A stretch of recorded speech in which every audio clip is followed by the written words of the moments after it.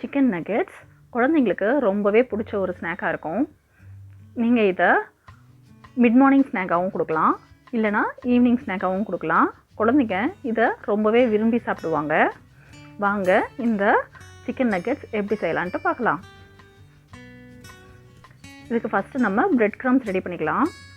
So இந்த ப்ரெட்டில் இந்த மேலே கொஞ்சம் ப்ரௌனிஷாக இருக்கும் இல்லையா, அந்த ஃபஸ்ட்டு ப்ரெட்டை நான் இந்த மிக்ஸி ஜாரில் ஆட் பண்ணிக்கிறேன். அதுக்கப்புறமா ஒரு 3 பிரெட் ஸ்லைசஸ் எடுத்திருக்கேன். நீங்கள் 2-3 ப்ரெட்டு வரலும் இதுக்கு எடுக்கலாம். நிறைய ப்ரெட் போட்டிங்கன்னா அந்த டெக்ஸ்சர் நல்லா இருக்காது. அதனால் வந்து ஒரு 2-3 ப்ரெட்ஸ் மட்டும் எடுத்துக்கோங்க. ஸோ இதில் அந்த எட்ஜஸ்லாம் கட் பண்ணிவிட்டு நம்ம மிக்ஸி ஜாரில் ஆட் பண்ணிக்கலாம்.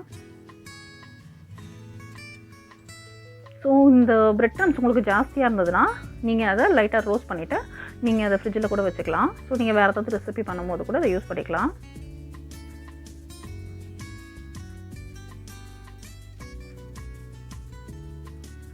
இந்த ரெசிபி வந்து ரொம்பவே கிறிஸ்பியாக அவுட்டர் சைடில், இந்த சைடில் ரொம்ப சாஃப்டாக இருக்கும். குழந்தைங்களுக்கும் இது ரொம்ப பிடிக்கும்.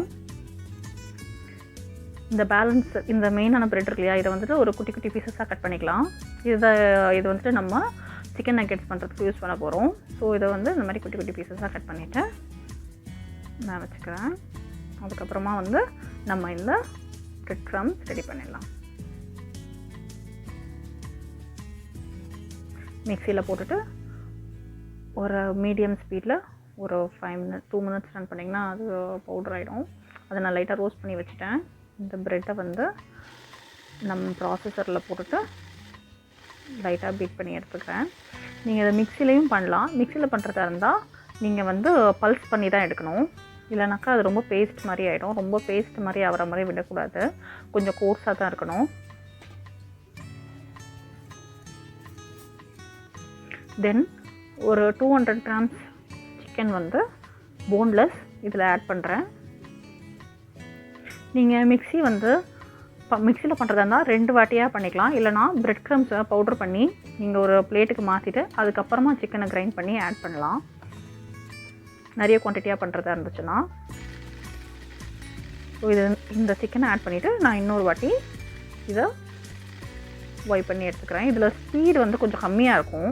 ஸோ அதனால தான் நான் நிறைய நேரம் ரன் பண்ணுறேன். மிக்சிலனா நீங்கள் ஜஸ்ட்டு வந்து ஒரு 2-3 டைம்ஸ் பல்ஸ் பண்ணாலே கரெக்டாக இருக்கும். இதுக்கு தேவையான மசாலாலாம் ஆட் பண்ணிடலாம். இஞ்சி பூண்டு பேஸ்ட் வந்து ஒரு 3/4 டீஸ்பூன் மாதிரி ஆட் பண்ணியிருக்கேன். அதுக்கப்புறமா பெப்பர் பவுடர் வந்து 1/4 டீஸ்பூன் தான் ஆட் பண்ணுறேன். உப்பு ஒரு 3/4 டீஸ்பூன் மாதிரி ஆட் பண்ணுறேன். சோயா சாஸ் வந்து ஒரு 1/2 டீஸ்பூன் ஆட் பண்ணுறேன். இது வந்து உங்களுடைய இந்த ஜிஞ்சர் கார்லிக் பேஸ்ட்டு இதெல்லாமே வந்து உங்களுடைய ரெக்குயர்மெண்ட்டுக்கு ஏற்ற மாதிரி நீங்கள் கொஞ்சம் கூட குறைச்சி போட்டுக்கலாம். நீங்கள் வேணும்னா மிளகா பொடி கூட ஆட் பண்ணலாம், அது உங்களோட சாய்ஸு. ஸோ இது எல்லாத்தையும் நான் வந்து ஒரு சப்பாத்தி மாவு மாதிரி அது ஒன்றா சேர்ந்து நல்லா ஜாயின் ஆகி வந்துடும். அந்த மாதிரி நான் இந்த பிளெண்டரில் போட்டு எடுத்துடுறேன்.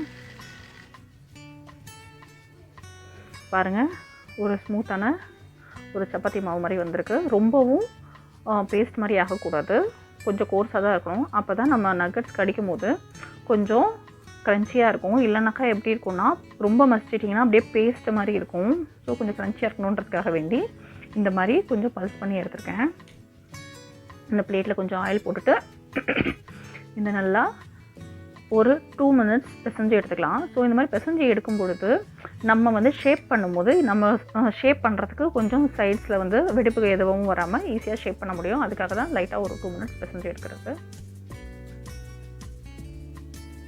இப்போ நான் வந்து இன்னொரு பிளேட்டில் இதை வந்துட்டு நமக்கு விருப்பமான ஷேப் எந்த ஷேப்பில் வேணால் இது ரெடி பண்ணிக்கலாம். ஃபஸ்ட்டு வந்து சர்க்கிள் மாதிரி பண்ணலாம், இல்லைனா மொத்தத்தையும் ரோல் பண்ணிவிட்டு ஸ்கொயராக கட் பண்ணலாம், இல்லைனா இந்த மாதிரி ஒரு டெயில் மாதிரி பண்ணிவிட்டு ஜாயின் பண்ணால் ஒரு ரிங் ஷேப் கிடைக்கும். ரிங் ஷேப்னால் உங்களுக்கு நல்லா வந்து அது ஃப்ரை ஆகும், அதுக்காக ரிங் ஷேப்பும் பண்ணலாம். ஸோ ஒரு முட்டையை பீட் பண்ணிட்டேன். அதில் ஒரு 2 ஸ்பூன் மாதிரி பால் ஆட் பண்ணுறேன்.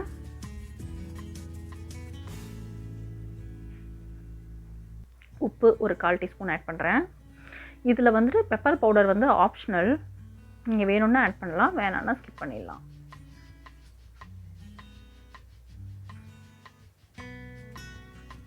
லைட்டாக மிக்ஸ் பண்ணி எடுத்துக்கலாம். பிரெட் க்ரம்ஸும் ரெடியாக இருக்குது. எண்ணெயும் காஞ்சிருச்சு. ஸோ ஃபஸ்ட் வந்து இந்த குட்டி பால் நம்ம போட்டு பார்க்கலாம். ஃபஸ்ட்டு இதை வந்துட்டு எக்கில் வந்துட்டு டிப் பண்ணிடுறேன். அதுக்கப்புறமா பிரெட் க்ரம்ஸில் ரோல் பண்ணிவிட்டு இப்போ மீடியம் ஃப்ளேமில் வச்சுட்டு நம்ம இப்போ இதை ஃப்ரை பண்ணிடலாம். அதே மாதிரி எல்லா பால்ஸையும் நம்ம ஃப்ரை பண்ணி எடுத்துடலாம். இந்த ரிங் ஷேப் வந்து நல்லாவே க்ரன்ச்சியாக வரும். ஸ்கொயர் ஷேப் எல்லா ஷேப்லையும் நீங்கள் பண்ணலாம். இல்லைனா சின்ன பசங்களாக இருந்தாங்கன்னா அவங்களுக்கு ஸ்டிக் ஷேப்பில் கூட பண்ணி தரலாம். சிக்கன் ஃபிங்கர்ஸ் மாதிரி எல்லாமே கோல்டனாக ஃப்ரை ஆகி வந்துருச்சு. பாருங்கள், உள்ளே எவ்வளோ சாஃப்டாக இருக்குது, வெளியே எவ்வளோ கிறிஸ்பாக இருக்குது. சிக்கன் நக்கெட்ஸ் கண்டிப்பாக உங்கள் வீட்டில் இருக்க குட்டீஸ்க்கு ஒரு ஃபேவரட்டான ரெசிபியாக இருக்கும். கண்டிப்பாக ட்ரை பண்ணி பாருங்கள். If you like our video, subscribe our channel and click the bell button.